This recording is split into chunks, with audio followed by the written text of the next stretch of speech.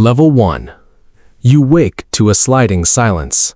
The city hums below like an indifferent machine.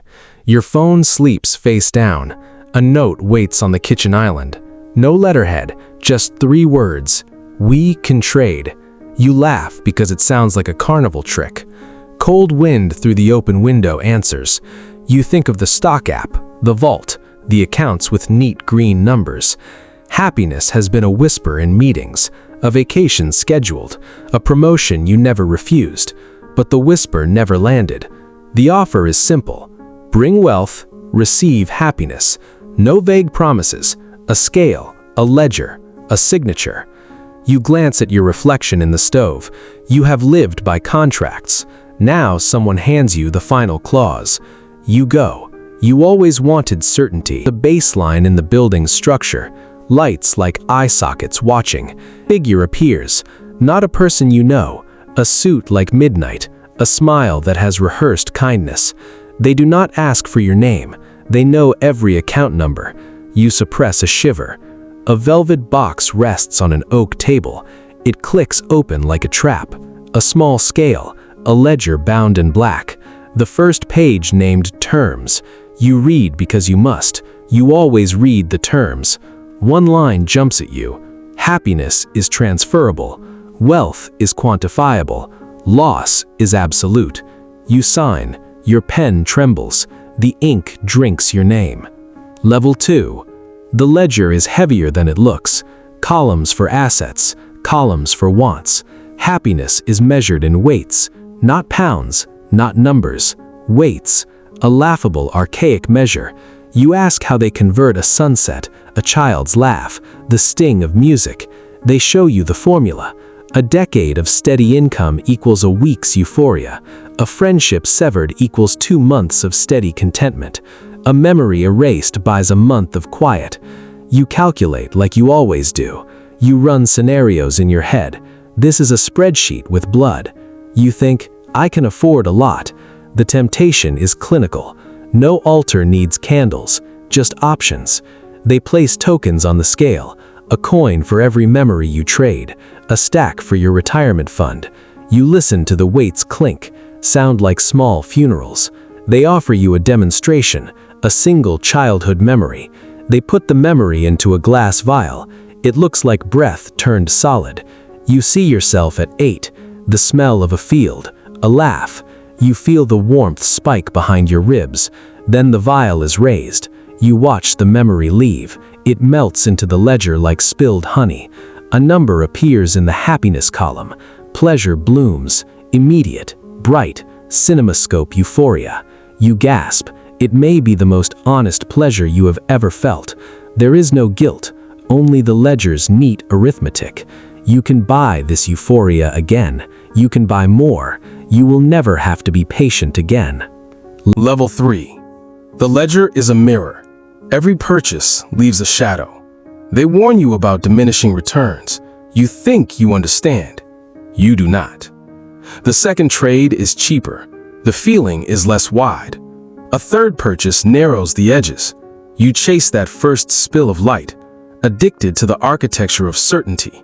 You trade a Sunday morning, a houseplant's slow victory, a promise that someone kept.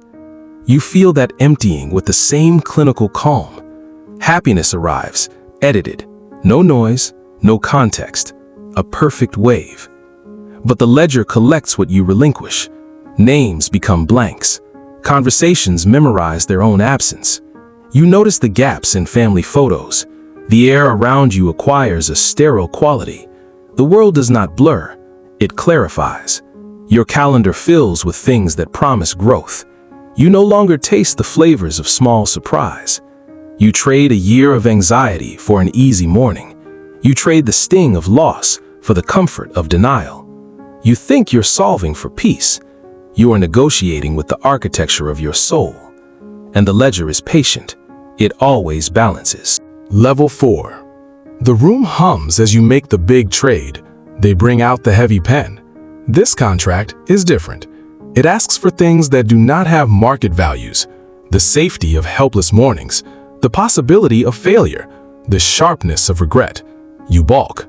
You have never liked her edges dulled. They set a photograph on the table, you in profile, eyes open. The ledger indexes the photograph. If you sign, you will lose certain truths. Minor cruelties become tolerances. Small rebellions become neat resignation. You think of the people you've loved and harmed, of apologies you saved for later, of opportunities you refused because fear was easier. What is a life without its residue? They smile like a closing door. They offer you a bargain, a chunk of wealth for infinite contentment. You imagine a life without ache, without restless nights. You whisper, yes. The pen scratches. An exchange is made. You hand them an account like a coin. They hand you a vial of calm. It is the color of rain. You drink. It is perfect. Warmth floods you, a staircase of quiet. You close your eyes. You cannot summon the wound you had yesterday. You cannot recall the bite of that argument. You try, and the memory is slippery, like oil on glass. You panic softly. You panic, and it subsides. You are grateful. Later, you will discover what you paid. For now, you sit in the hush. You have never felt so right, so composed, so empty. Level 5. Time is a machine that keeps receipts. You notice a friend at a cafe, laugh lines deep as trench maps. You can name their childhood pet, but their morning sadness eludes you. You try to care. You cannot access the sharpness you once used to cut through small deceptions. You listen to a song that used to break you open. It flattens into pleasant melody. Your lover's hand grows cooler on yours. You cannot remember why you left the light on once and the reason felt critical. You become efficient at everything, at making money, at buying happiness. You no longer argue. You no longer fight for anything. People compliment your calm. They do not know the bills you paid for it. You are an island of conserved energy. You are frequently mistaken for content. You cannot name the cost, except the ledger is always where you left it. Late at night, you open it like a confession. The handwriting is your own. You count the things you gave. They are small at first, then they are not. You see the calculus of your life. You see how the margins thinned. The more you bought, the less you could remember that you ever wanted anything at all. Level 6. Then comes the rumor, a whispered corner of the ledger, a clause tucked under the fold. Redemption is possible, but at a price that makes the scales weep. You can buy back what you sold at twice the cost. You stare at that line until the ink seems to move. You think of buying back a child's laugh. Twice the price feels obscene. What could you do? Withdraw everything. You could attempt to claw back your life, but what if the thing you buy back is not the thing you sold? Memories returned may be replicas, fat and flat from the mint. You imagine bargaining with yourself. You wonder if anyone has tried. You picture the ledger heavy with all the names of people who repurchased themselves into grief. You think of the first memory you traded, the field, the smell that used to live behind your eyes. You decide to test it. You sign to redeem. The process is brutal. You hand wealth back in clean stacks. The cost doubles. Your accounts thin. Your credit lines gasp. They give you a vial labeled reclaimed. You pour it out. Expectation is razor sharp. The memory returns like a scar. It lacks the tenderness of being raw. It is neat, mechanized. You ache for the original unevenness. Some things, once smoothed, never pick up their edges again. You realize the ledger taught you to reduce everything to exchange. You forged a life of clean trades. Now you barter for the ragged things. You pay. You pay until you cannot. The ledger accepts the last of your liquidity. It closes. Level 7. You stand now at the margin. You made bargains and paid for them. You bought brief heavens and tangled your hands in their hems. Sometimes a look from someone traces the outline of who you were. A child asks you a question and your mind skids. You answer with data and a stranger listens. You feel hollow and full at once. The ledger is on the table like a verdict. You can keep trading. You can try to buy everything back. You can walk away with what remains in your bank. There is another choice, a dangerous one. To stop trading, to sit with the ache, to let hunger reintroduce shape and consequence, to let failure carve you a new vocabulary, to risk being undone and perhaps rebuilt. You have no certainty, no neat numbers, only the slow, leaky work of living. The ledger does not like this word, risk.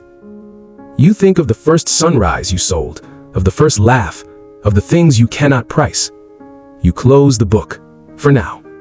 The figure in the suit bows. They said the ledger always balanced, but perhaps it only tallied what you were willing to hand over. You put your hand to your chest. You look for the hollow you felt before the trades. It is there, salt and honest. It scares you. It hums. You decide. You will stop. You will stop trading. You do not know how long you will sit with the ache. You do not know if you can survive the rawness. You only know you want to feel without purchase. You walk away. The city swallows you in its indifferent noise. You stagger. You find a corner diner. You order something you cannot calculate. It tastes of the world. It is terrible and beautiful. A man across the room laughs at a bad joke. You laugh with him. The laugh is small. It is also yours. You look at your hands. They are empty. They are trembling. For the first time in a long time, you are not trading. You are paying attention. The ledger waits in an office that will always be open. Its pages will always be ready. You leave it with your signature inside, but the night is yours now. You will learn the price of living without certainty. You will learn what happiness costs when you cannot buy it. And maybe, when you are ready, you will return to the table. Not to bargain, not to trade, to tell them what a life should be worth. You walk into the dark. You are afraid. You feel alive.